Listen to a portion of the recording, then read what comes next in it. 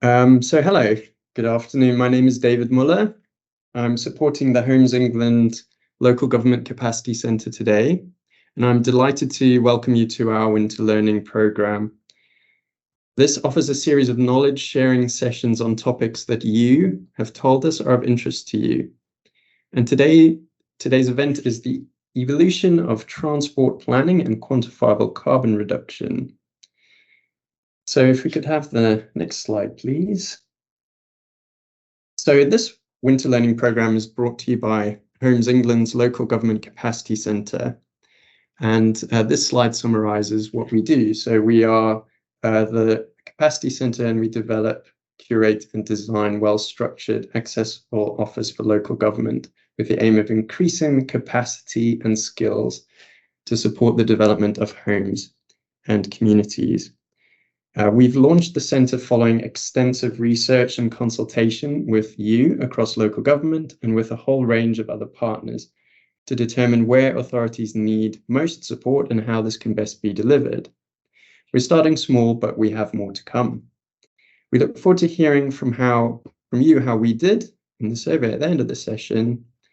And we are also keen to hear your ideas on how you would like the Local Government Capacity Centre to develop and how best we can work together on this. Can I have the next slide, please? So this is today's agenda, and we're starting with the introduction from myself. We have scene setting from John Sanford from Homes England. Then Robert Singleton from Department for Transport will talk about the alignment of spatial and transport planning. Nicole Barton, again from Department of Transport, we'll talk about the new local transport plan guidance consultation. And then Betty Lowe, again, Department for Transport, will talk to us about quantifiable carbon reduction. We'll then have a Q&A session before we have final thoughts and wrap up. And at the end, we will have an additional poll to get immediate feedback on the session. Next slide, please. So in the session, we will discuss the alignment of transport planning and local plans and how the synergy of these two supports sustainable development. And by the end of this session, you will understand the role of the strategic planning policy team at the Department for Transport and how the new local transport planning guidance can help authorities to plan for sustainable transport, and also how quantifiable carbon quantification can be used as a planning tool to support sustainable development. So I'd like to hand over to John Sanford. Thank you, David. Next slide, please. And again. So I just really want to bring into focus a golden thread that underpins not only this winter learning event, but some of the others as well on active travel, which actually was yesterday, but also on the 10, 15, 20-minute neighbourhood concept, and also Manual for Streets 3, as well as this one. And that is the golden thread of the desirable outcomes from planning and what we at Homes England are advocating and encouraging. And those are to do with creating sustainable and self-contained places where people can live and work locally, and where off-site commuting is minimised to a greater extent, allowing for a greater emphasis in investment in sustainable and active travel interventions, and alongside that, underpinning behavioural change in the new places that we're creating, not only in the places themselves, but in the surrounding area around those places. And a greater emphasis in placemaking infrastructure will enhance value and site deliverability. We think it'd be quite good, well, it would be good to move away from highways-based solutions in the development of new places and shift the focus towards sustainable infrastructure and not focus as much on minimising the congestion effects upon car drivers, but focusing more on a holistic view of accessibility and the way people move around and live in a place. We think as well that we're great that this leads to a low financial cost in terms of highways improvements, but also in lower CO2 outcomes for sites and the construction of sites in the life of development. Underlying this is this emerging idea of vision and validate to transport planning. It also goes under different titles as well. But really, this is where the outcome from placemaking is encapsulated in the vision from the outset. And we try and work back from that to say, well, how do we achieve that? Rather than predicting exacerbated traffic levels and trying to solve that problem. We think there are 3 underpinning foundation stones to this, which is encapsulated in the triple access planning model that was formulated by Glenn Lyons and colleagues at the University of the West of England. And those foundation stones are to group ideas, interventions and ideas and design ideas around sustainable transport infrastructure services and network interventions, emphasising associated behaviour change. Secondly, to focus on the spatial planning aspects of placemaking and bringing forward sustainable transport, sustainable travel choices and density and land use disposition on site that encourages sustainable transport and sustainable outcomes in terms of living and working. And finally, the third element is digital connectivity and making places smart in the way they work, using new technology in the built environment and in homes. And this event today relates back to that overall vision-led approach to spatial and transport planning. So, having said that, we hope you enjoy today's event. Please bear this golden thread in mind, because that's really what links lots of the events today that we are doing. And having said that, I'll now pass over to the next slide. Thank you. Thanks, John. Hopefully you can all see me and hear me. I'm Rob Singleton. I'm the Head of Planning at the Department for Transport. I'm here to talk to you a little bit about what DFT are doing in this space in a more strategic sense, and equally what we in the Strategic Planning Policy team at DFT do. Next slide, please. So, as I say, we've got a strategic planning policy team in DFT. It kind of does what it says on the tin, insofar as DFT are very clear that we rely on an effective planning system to not only plan for transport interventions, but in a spatial planning term, plan for growth. We decided quite a while ago that it'd be good to have a consolidated planning function within the department, given that we are sort of modally organised. So we have an overarching strategic planning team who effectively engage with all matters planning, both transport planning and spatial planning. The objective is that we create ourselves a bit of a centre of excellence, so we can advise colleagues across our modal teams on the best way of approaching our consenting regime and planning regimes. We critically look as one of our objectives to seek to decarbonise our local and national transport networks and try and think of innovative ways of actually achieving that, and ultimately deliver on the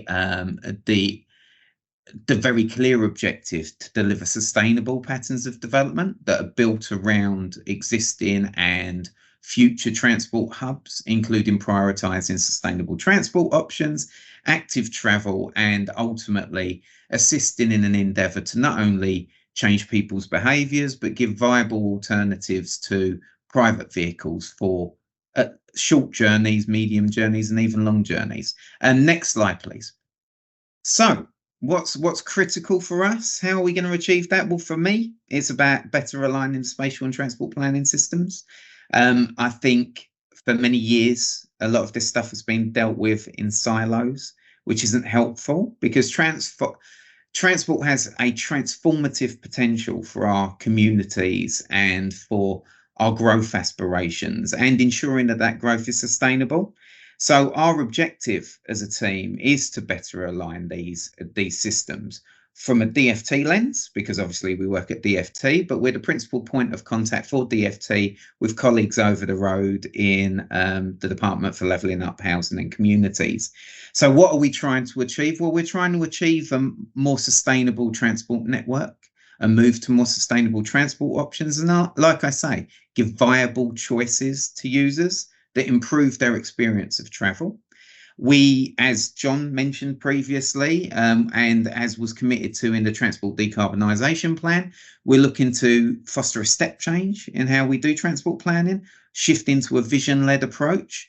We're currently thinking about how we can help you guys do that. So there's work on train that is hopefully going to fill in some of those gaps for you. We want to secure ultimately better outcomes for our communities, ensuring that they don't have to travel so far. They have key services near them. And ultimately, like I say, they have a choice of travel options.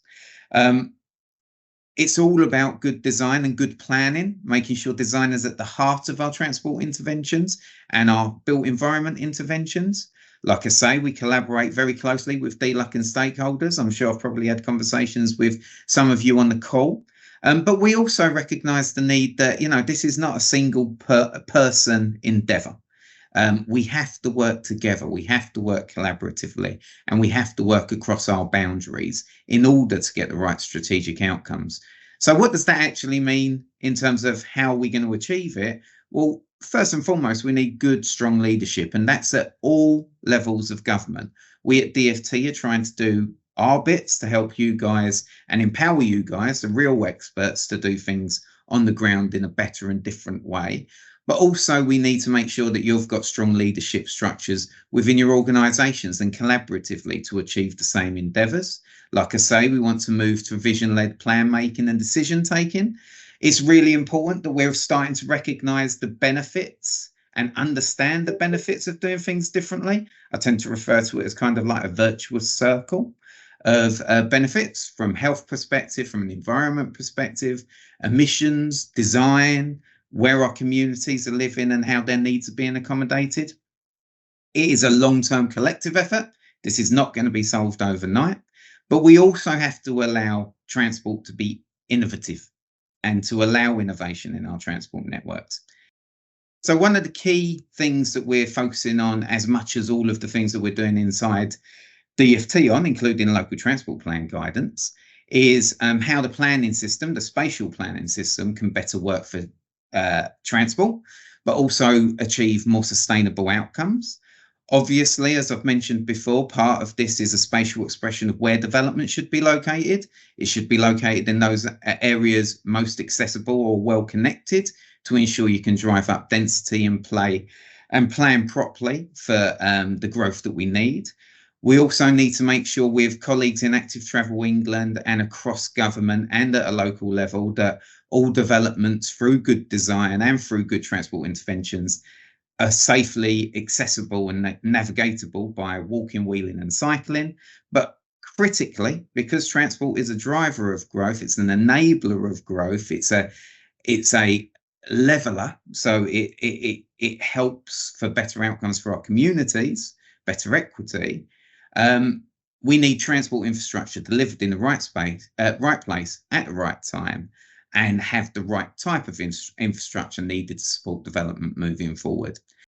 So vision-led local transport plans, and this is what this session is about, have an absolutely essential role to play in this, not only in bridging the gap between the spatial planning systems and the transport planning systems, but making sure that transport evidence-based underpinning local plans and local transport plans themselves speak to each other.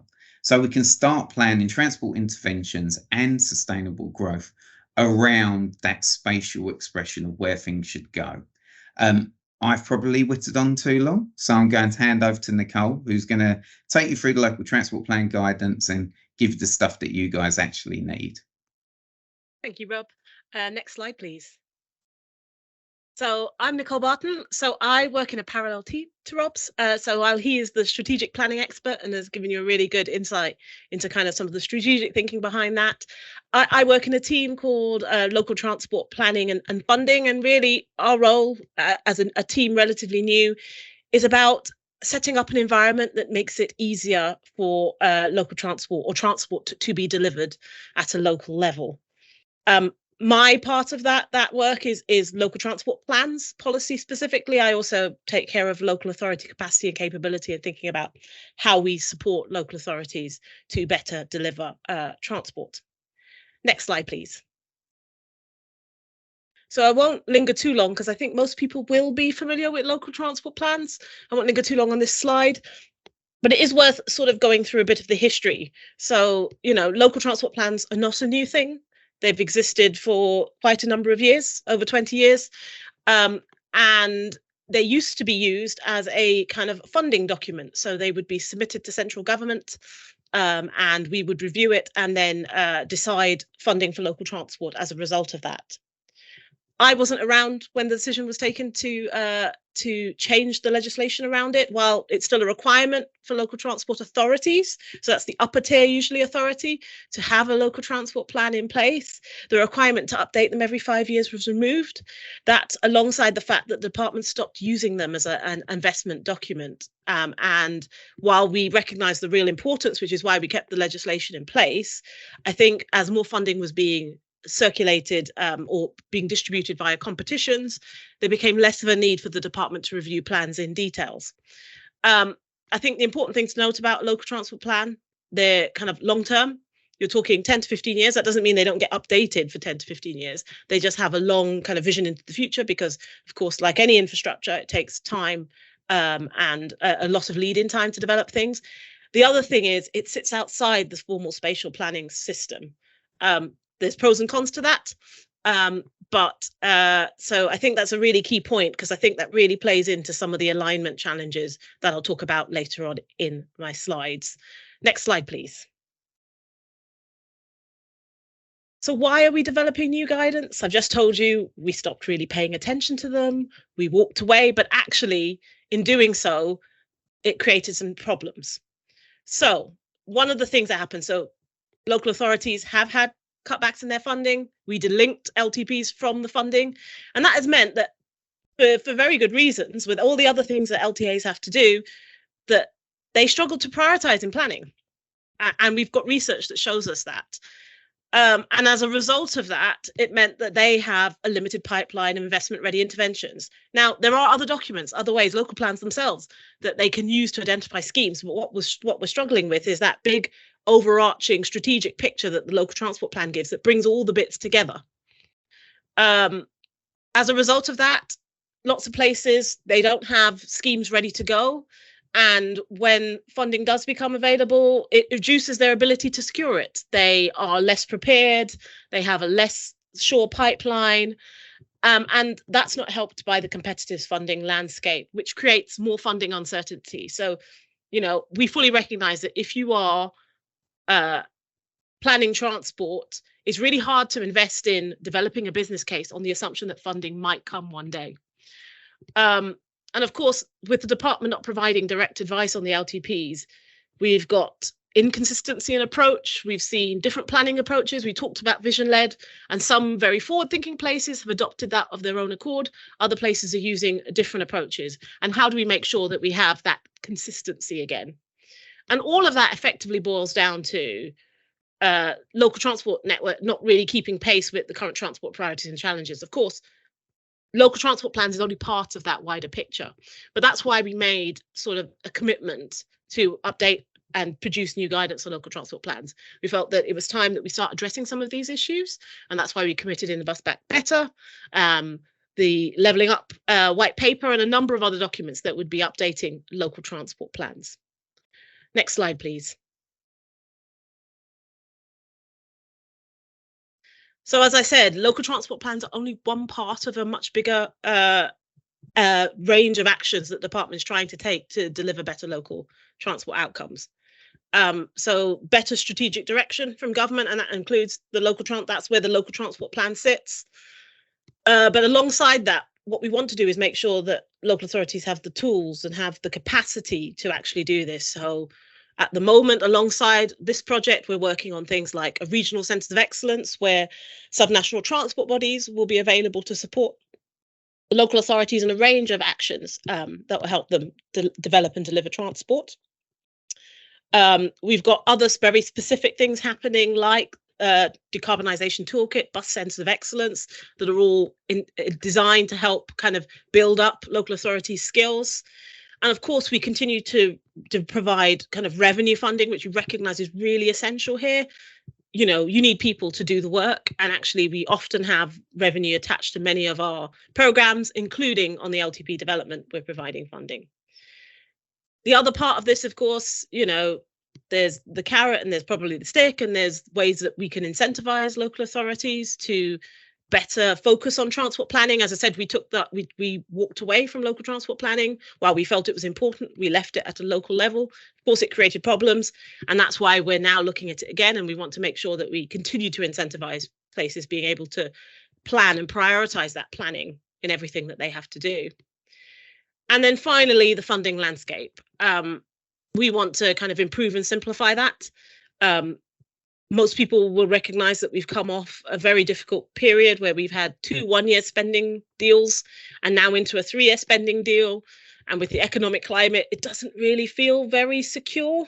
You know, so we had been really glad that we had managed to secure a kind of 3-year funding up until the next Parliament. And of course, one of the big kind of pieces that my wider team are working on are things around devolution, and linked to that, how we can give more consolidated funding. And you'll all seen a kind of initial example of that through things like the City Region Sustainable Transport Fund, where we're giving those regions with mayors kind of effectively a settlement.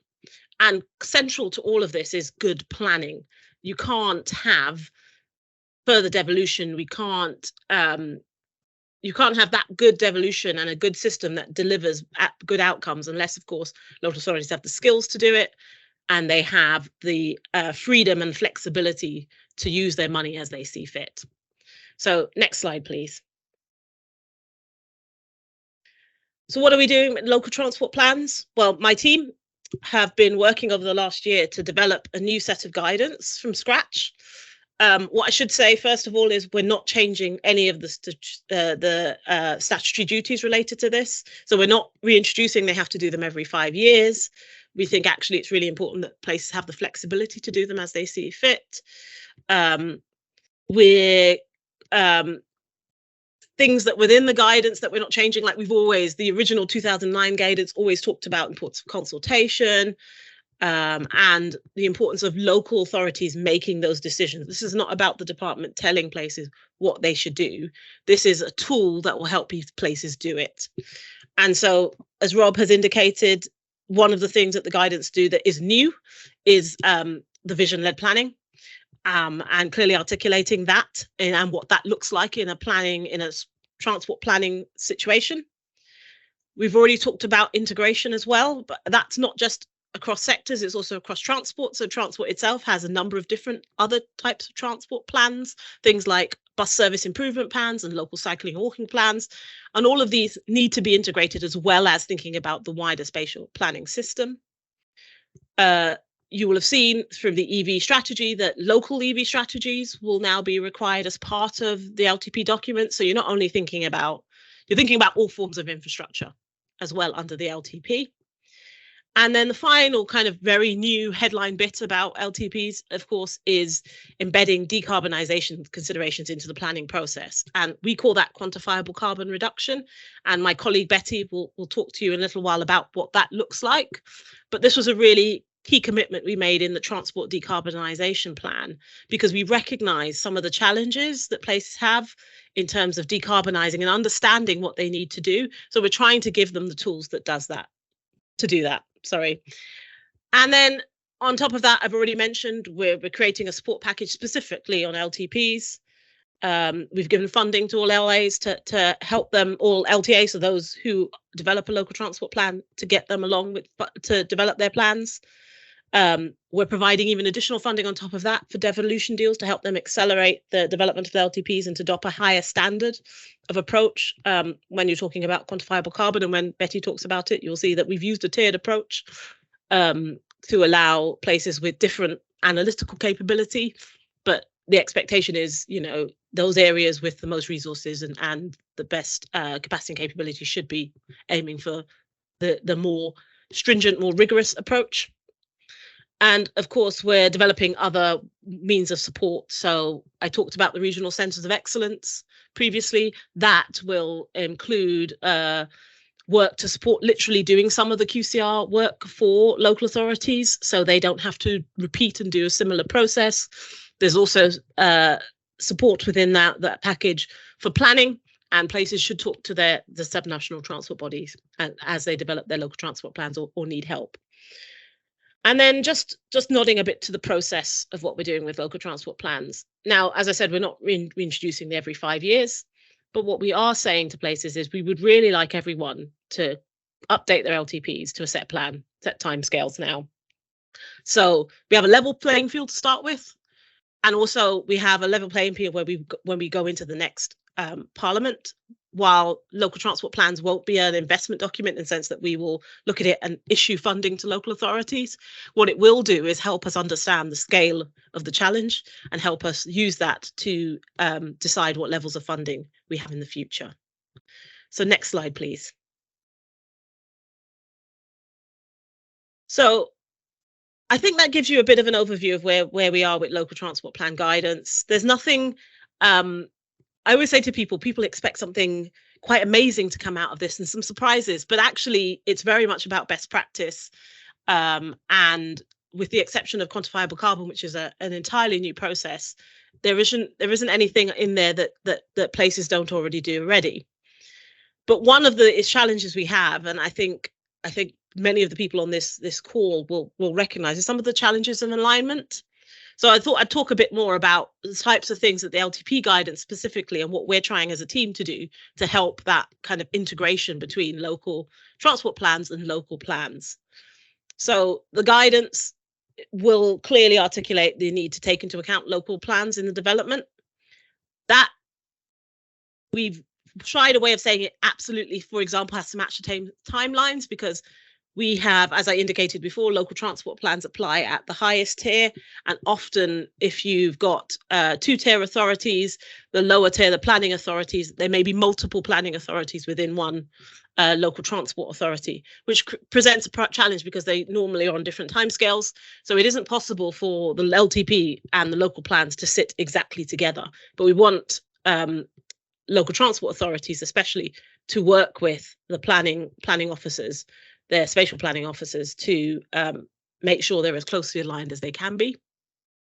Rob's already kind of alluded to the fact that the LTP should be providing the evidence base for local plans, and the LTP guidance really strengthens the kind of role of sort of the local transport plan and, local transport authority in sort of developing things like connectivity metrics that will allow places to allow local plans to know where the right places are to put developments.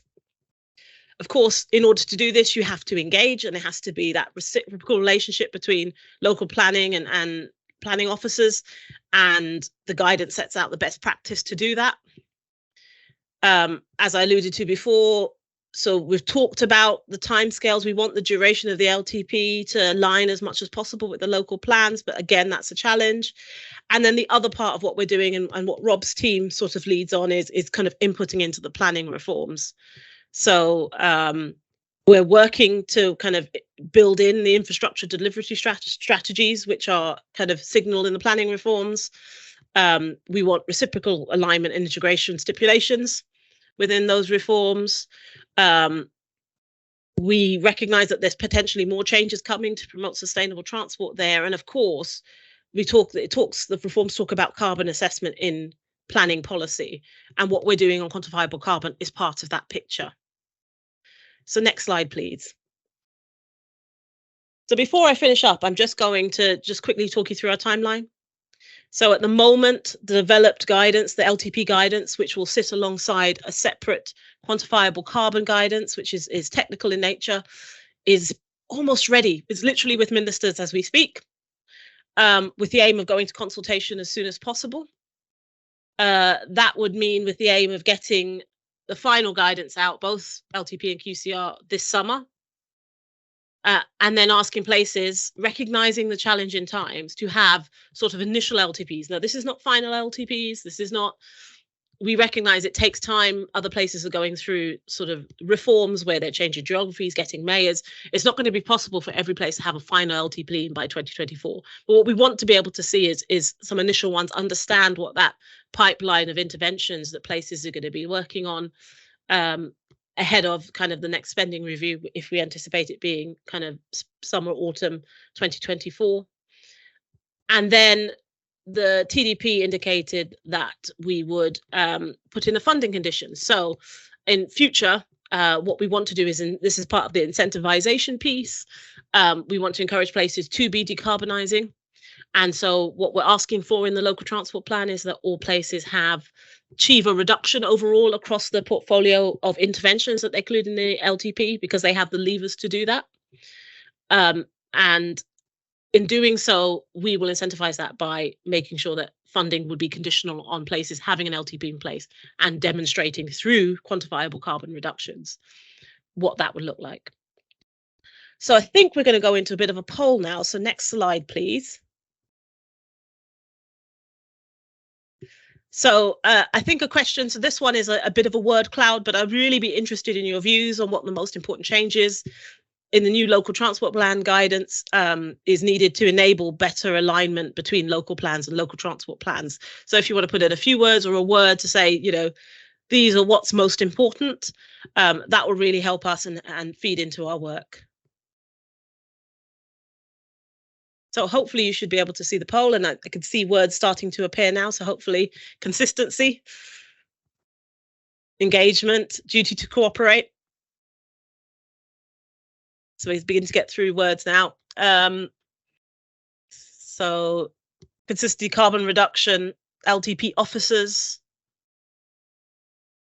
It's increasingly small for me to see, but quantifiable evidence base. But it seems consistency seems to be the strongest one coming through. Yeah,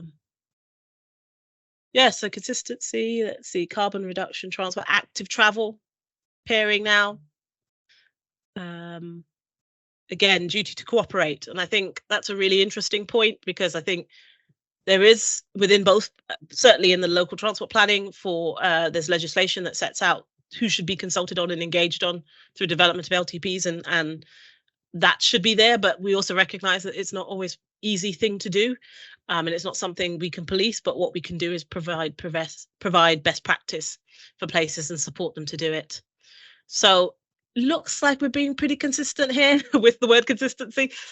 So I will probably pause there, but do please keep filling that in as long as the poll is open. And I will be handing over to my colleague, Betty. Over to you, Betty. Thank you, Nicole. Hi, I'm Betty Lau. I work in the local and regional transport analysis team in the DFT. I will give you an overview of the draft quantifiable carbon reduction guidance my team are currently developing. Next slide, please. To give you a bit of background, the Transport Decarbonisation Plan outlines LTPs should set out how local areas would deliver ambitious and quantifiable carbon reductions in their transport emissions. The QCR guidance will provide a framework approach with key steps and available methods to assess carbon impacts. After using the QCR guidance, we expect that the new generation of published LTPs will demonstrate their likely carbon impacts through strong evidence and analysis. However, as carbon quantification is an immature area of technical practice, this guidance seeks to strike a balance between providing a comprehensive understanding of available methods, data, and the best practice, while allowing flexibility for innovation and analysis to best reflect the local conditions. Next slide, please. This diagram shows the key QCL steps and the outputs mapped to the process of developing an LTP. The left column shows the LTP stages. I will briefly talk about how each step will look like, which is the middle part of this diagram. A key component to the QCR is understanding the baseline of emissions within each local authority. This is determined by the individual characteristics and challenges of their area. Therefore, the first step is to estimate the current and future user emissions. DFT has partnered with subnational transport bodies to provide disaggregated analysis of carbon emissions within most local authorities in England. This can help authorities targeting interventions to tackle greatest sources of carbon. Step 2 of the QCR process asks authorities to identify the scale and pace of transport decarbonisation needed. By comparing this pathway with baseline projections identified from step 1, authorities will gain an insight to the emission gap which their LTP should help to address. Step 3 considers carbon in optioneering and development of the LTP. With the evidence, case for change and objectives established in step 1 and 2, the guidance encourages authorities to generate and appraise options with consideration of carbon. Then finally, step 4 is to estimate the carbon impact of the LTP. I will tell you more in my next slide, please.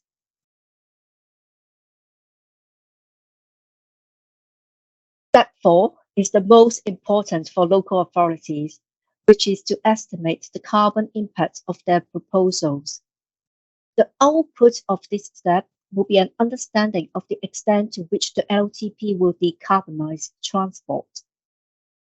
To do this, DFT are working with subnational transport bodies to provide benchmarks for local transport policy interventions. This will allow local authorities to estimate the emission reductions they can expect from a certain policy in a certain type of area. For example, a large urban or rural area.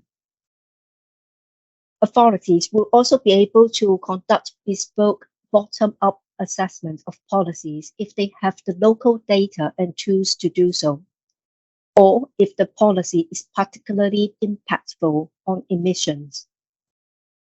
The local impact of all the chosen policies can then be calculated using the guidance and compared to the emissions gap established in step 2.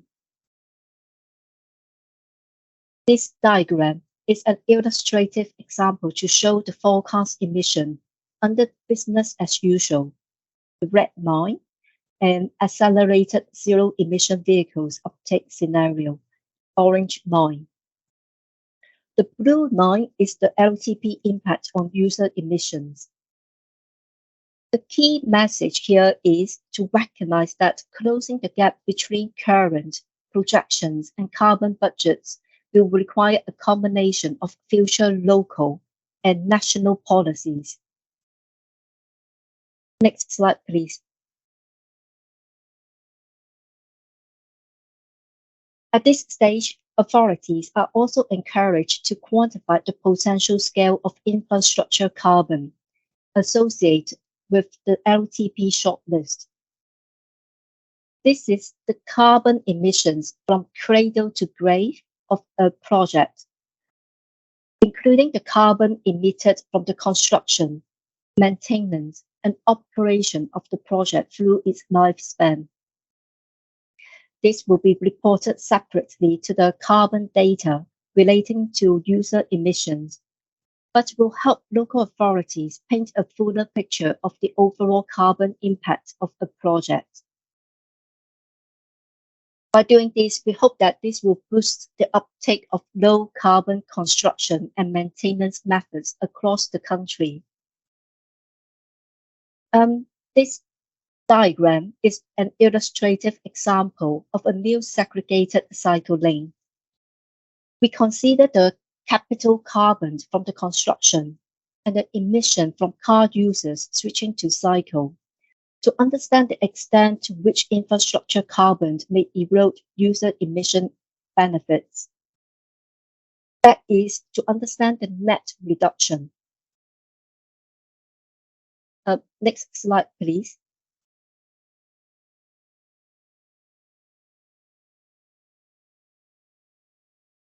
So using the current and future user emissions analysis from step 1, authorities will be able to respond to areas to which emissions are highest or easiest to reduce.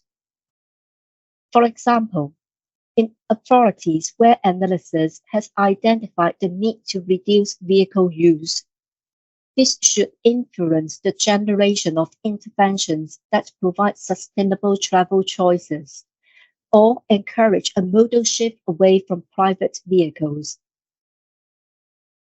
At the end of step 3, authorities should be able to produce a long list of options that can be narrowed down to a short list using the methods in step 4.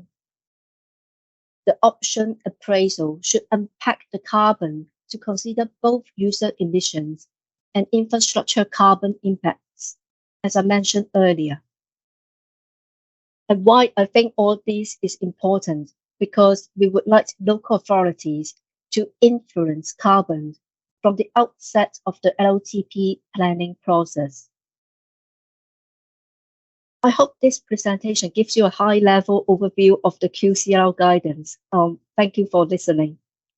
I will now hand over to David for Q&A.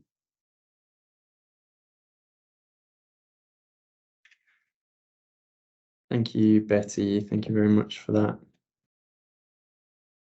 So we have a number of questions in the chat, and we have a team in the background who are processing them. And so we won't be able to answer all of the questions that come through, but we're going to do our best. So the first question I'm going to ask to Robert, and it is in the current consultation on the changes to the NPPF include no proposed changes to the sustainable transport section to take account of vision. Where will there be further changes at some point to take account of the new transport policy approach? Cool. Yep, I can take that. So I think there's a couple of factors just to mention, or a couple of points to mention. First is the interim changes to the NPPF. You're right, doesn't contain anything around that sustainable transport point. It's much more about other changes that are necessary in the short term. But the wider commitment to update the national planning policy framework and create new national development management policies, which the prospectus sort of gives a sense of the proposals for that, is currently out to consultation. I would strongly advise anybody with an interest in this space to make representations on that consultation. Just as a bit of a reassurance, the prospectus and its contents were never designed to be a exhaustive list of the changes that may or may not be required to the National Planning Policy Framework and the development management policies moving forward. So government is keen to hear your views about what should change, what works at the present moment in time, what doesn't work so well, so that we can ensure that whatever the next stage of the full review and update of the NPPF is, reflects the things it needs to reflect. Thank you, Robert. Okay, so I'd like to ask Nicole a question now. So will local authorities who have already recently published an EV strategy, will they be required to publish a new one to align with the new LTP guidance? And what planning weight will an EV strategy supporting document have to an LTP? So the simple answer is no, you don't have to update. If you have existing sort of plans and strategies, and they're up to date, then they don't have to be updated for the LTP. But what we would expect is the LTP as the overarching umbrella document to integrate across all of those. So, for example, if you have an EV strategy and it says you're going to put in charging infrastructure in this road, but you also have a bus service improvement plan, as you're going to put in a new bus priority lane here, we would expect the LTP to indicate how that's all going to work together. So it's the overarching document for that. In terms of weighting, so electric vehicles are really, really important in terms of decarbonisation, and and facilitating those. While there are national measures that are there to encourage the transfer over to electric vehicles, the reality is that's not going to happen unless there's the infrastructure to support that. So I wouldn't necessarily say there's a weighting between different plans, but I think if you want to access kind of funding on electric vehicles, it's really important that you have that plan in. And if you want to produce a comprehensive local transport plan, then it should include that sort of infrastructure, but it also should include a much broader range of things. So we talk in terms of interventions in the new LTP guidance, because actually things like behavior change, things like digital solutions should all be thought about when you're thinking about your LTP. So the broadest range, and I think I would expect every place to be thinking very, very strongly about what their electric vehicle kind of strategy is and your infrastructure. So no weighting per se, although my EV colleagues would probably tell you that it's the most important and the most critical thing, and therefore should be part of it. But there are definitely an important part that I would expect every place to be looking at and having in a good quality LTP. Thank you so much, Nicole. I'll go back to Robert again. So will there be a requirement for greater scrutiny of transport assessment and transport statements as part of planning applications, and in particular to more clearly define what sustainability in transport means?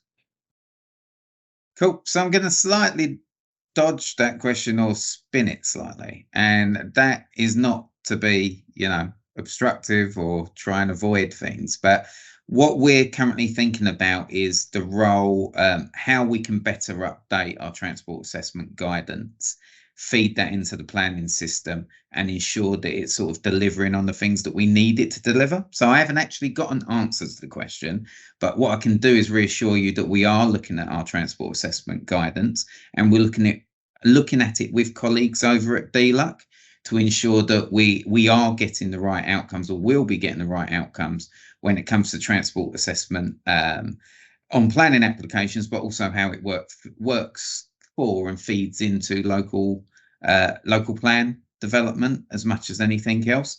Also, just to sort of flag, I think one of the significant opportunities moving forward as part of the planning reforms is the role of infrastructure delivery strategies, and how the guidance for that works itself out and works its way through to you guys. But all I can say is I can reassure you we are carefully considering what guidance needs to be published to ensure that transport assessments are done in the right way. The only other thing that I'd probably flag that I'm sure you guys have clocked, we have recently published the National Highways Planning Circular 0122, Strategic Road Network 1, which starts talking about fostering that step change to more vision-led appraisals of development schemes. So it'd be interesting to hear your feedback on how the circulars land in the real world.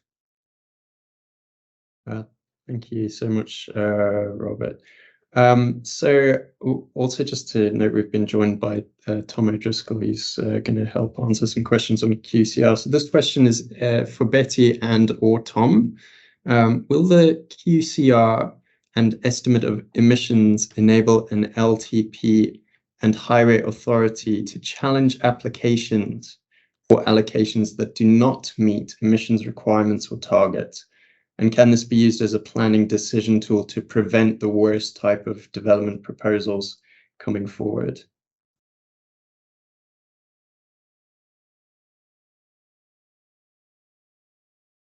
Nicole's got her hand up. I Nicole, think do you I'm want gonna to answer that I'm gonna one? take this one because it's less of a technical question and more about how you use quantifiable carbon.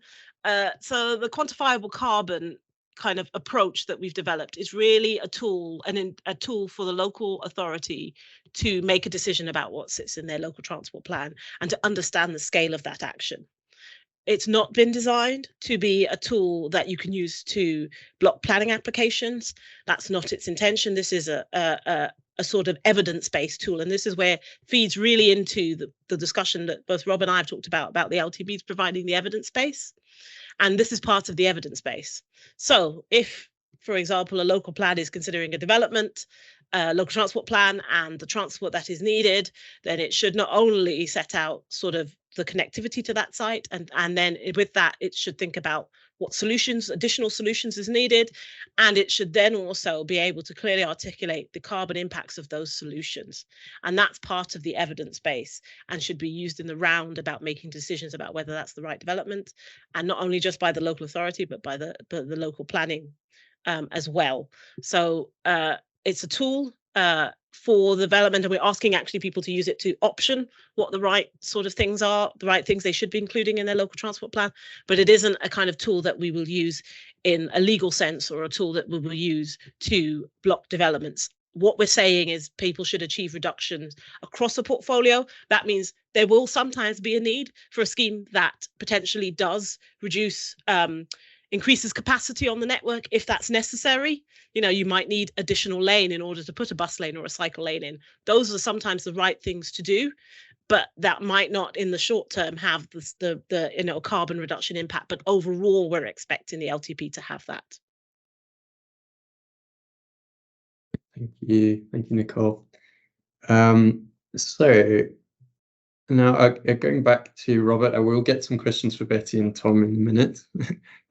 So Robert, the key to modal shift in rural areas that are already locked into high emission patterns of movement is sustained long-term investment in smarter public transport services that link rural settlements and offer flexible alternatives to the car.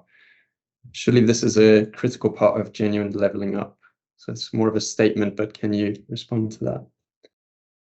Yep, I can. I think one of the things that I probably wanted just to flag in answering this question is the future of transport rural strategy is due to be published relatively soon, and that has a very clear direction of travel in terms of what rural communities should expect from the transport services that benefit them. I don't think it's all necessarily completely about managed demand type or demand-based transport solutions necessarily. I think good design and viable alternatives to private vehicle use is still an important part, and how we better connect our communities and get better access to services, which spatial planning can help with. But also we have to recognise the challenges and opportunities that rural contexts actually provide. So I think my main response to the statement, rather than the question, is have a look at what the Future Transport Rural Strategy says when it is published. I think responding to the rural context is essential in achieving better outcomes for all of the communities that benefit from living in rural areas, but also sometimes have some challenges in how we can improve transport for those users and ensuring that they have viable alternatives, which is the critical issue here. Thanks very much, Robert. Okay, so I have a question again, Betty and Tom. The quantifiable carbon reduction process that you showed looks very complicated. Is there an easy to use tool to go through this process? Yeah, thanks for that. When developing the guidance, we've worked quite closely with subnational transport bodies and a few local transport authorities to think through the different methods that could be used. And we've come up with 3 different methods in the guidance, that one of which is just using the kind of base data and sort of a slightly simplified approach to do it. Whilst the flowchart could look a bit intimidating at first, we've tried to focus on how to best apply the sort of analytical methods in a kind of light touch way for some local authorities that may not have that data, but for other local transport authorities that have existing strategic models, it's a relatively straightforward process, hopefully, and we've been working with the subnational transport body to improve coverage across the country. And that might mean that when it comes to doing the QCR process, that local transport authorities will be able to do it with the help of the subnational transport bodies. But we do recognise this is something new, and again, carbon is an area that the kind of evidence base is not quite there yet, but hopefully this guidance will move us forward, and it'll be quite interesting to get views during the consultation to see how local transport authorities could implement it. Betty, anything to add? Thank you so much, Tom. So this one, it might actually be for you, Betty and Tom again, but also feel free, anyone else in the panel, to answer. Can the Department for Transport support projects or elements of projects that deliver holistic benefits which achieve other quantifiable carbon reduction benefits that go beyond transport benefits? For example, SUDS, district heating, solar power, etc. When we've been developing this tool, we've largely been focusing on greenhouse gas emissions from transport, and that's been the real challenge, given that there's a quite large reduction needed in greenhouse gas emissions from transport. So that's kind of been our main focus. It might be that other bits of government look at the tool and kind of think through what how they could apply similar methods in other areas, but our focus has largely been on transport specifically. Thank you. Okay, so we've still got a few more minutes, so I've got a few more questions here. So Nicole, how does an LTP for devolved regions work? Because is an LTP still the appropriate level as a devolved region is larger than a local level? Yeah, I think that's a really interesting question, because I think this is something my colleagues who work on devolution and DeLuc, I think, are working through. What is the right local level? But I think the general trend at the moment is for larger, more cooperative working areas sitting under mayoral combined authorities. And I think there are trade-offs and benefits of taking that approach. I think we've got different levels of plans. You've got your local transport plan. I would argue that transport has much broader effects. While you might put an intervention into a very relatively small area, actually it impacts a much wider. So actually there are some benefits to working at a kind of larger geographical scope. And one of the things the LTP guidance is going to be doing is encouraging more kind of cross-border working, because I think that's really, really important and probably one of the big gaps here. But we also recognise, of course, there are local highways authorities sitting below some of these mayoral combined authorities. They will need to input, and that's where the integration and the engagement and consultation piece really comes in. And similarly, on the other end, there is regional plans that are developed by subnational transport bodies. And actually what you want to do is have a really clear line between all of these. And some of the plans we're asking to be integrated into LTPs are not developed by local transport authorities. They might be developed by the highway authority. And it's about good engagement across all those levels to make sure that when thinking about transport, not just in the kind of micro kind of, but we're also thinking about it in the macro sense as well, and at different levels.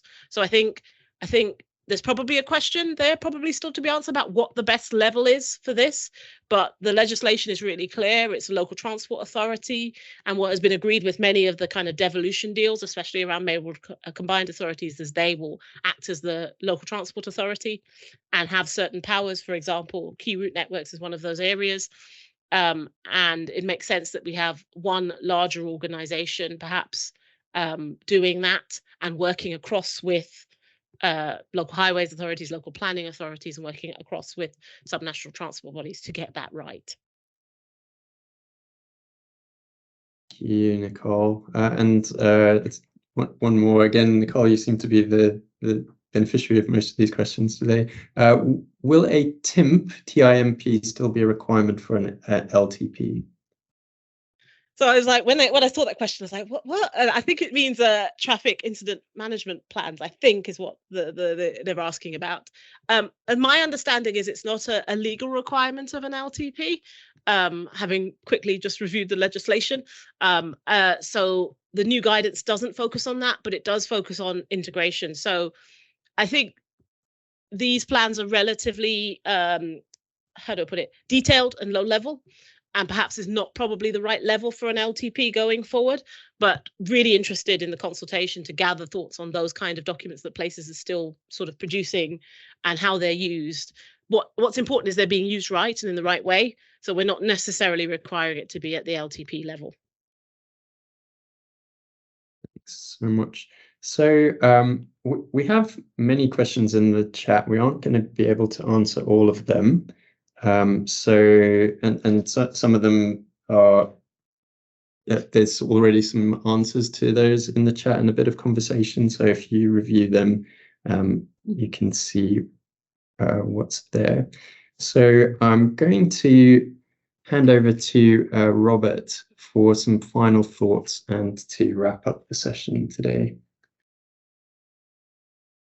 Cool, thank you. I think we're sharing the screen again. So final thoughts, if we go next slide. So concluding points for me are the integration of spatial and transport planning systems is just fundamentally critical to achieve better outcomes for our communities, for sustainable transport options, providing viable alternatives and achieving sustainable development. And we are very alive to the fact that, you know, there's a lot of work to do in that space, both at a national and local level, to make sure that clear messages are being given to you guys to sort of achieve these better outcomes. But we all have a role to play. It's not a single intervention option. And like I said, right at the beginning of my slides, you know, leadership has to happen at both national and local level. A lot of you guys are doing exactly the things that we're talking about today, and it's about making sure that what's now considered to be best practice just becomes practice.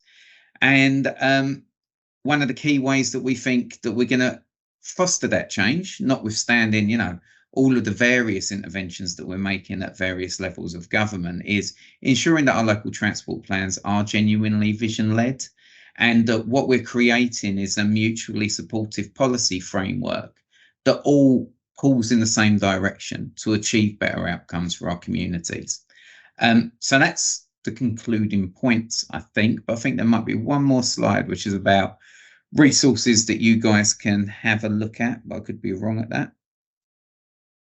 So I'm not going to go over the take-home messages because it's pretty evident and you're going to get this slide pack.